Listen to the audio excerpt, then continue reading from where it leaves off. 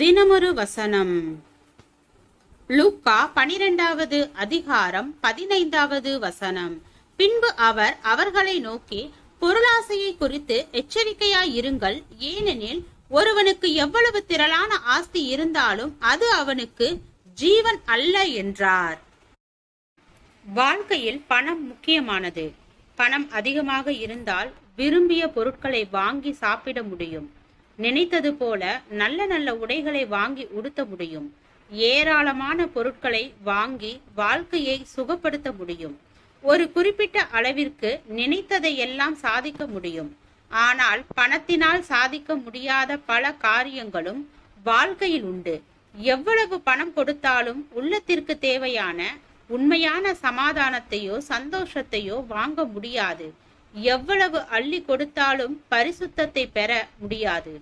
எவ்வளவு பணம் செலவழித்தாலும் நல்ல சுபாவங்களையோ இதய நிறைவையோ உண்மையான அன்பையோ பெற முடியாது.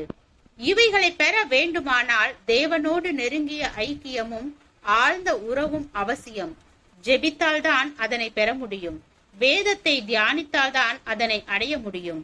தேவனுடைய காரியங்களில் மனதை போதிய அளவு சம்பந்தப்படுத்தினால்தான் அதனை சாதிக்க முடியும்.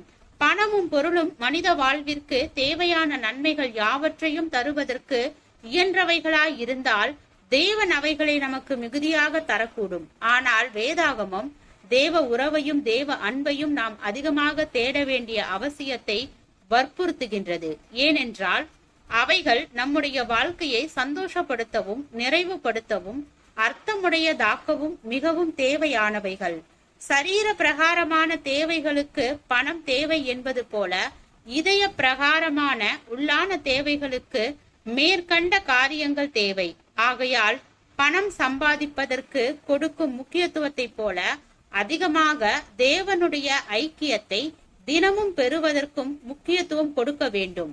அநேகர் கர்த்தருடைய நன்மைகளை பணத்தின் வடிவத்தில் தான் பார்க்க விரும்புகின்றார்களே அன்றி கர்த்தருடைய ஐக்கியத்தின் மூலமாக வருகின்ற சந்தோஷம், சமாதானம், நம்பிக்கை, மன திருப்தி ஆகிய வடிவத்தில் பார்க்க விரும்புவதில்லை.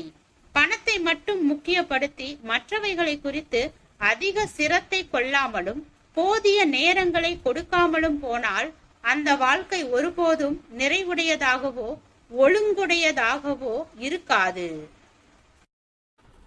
ஜெபம். தேவனுக்கு ஸ்தோத்திரம். தேவனே, நாங்கள் எங்களுடைய வாழ்க்கையில் தேவ ஐக்கியத்தில் நிலைத்து இருப்பவராகவும் விசுவாசத்தில் உண்மையுள்ளவராகவும் தேவனுடைய வார்த்தைக்கு கீழ்ப்படிந்த பிள்ளையாகவும் வாழ கிருபை பாராட்டும். ஆமென்.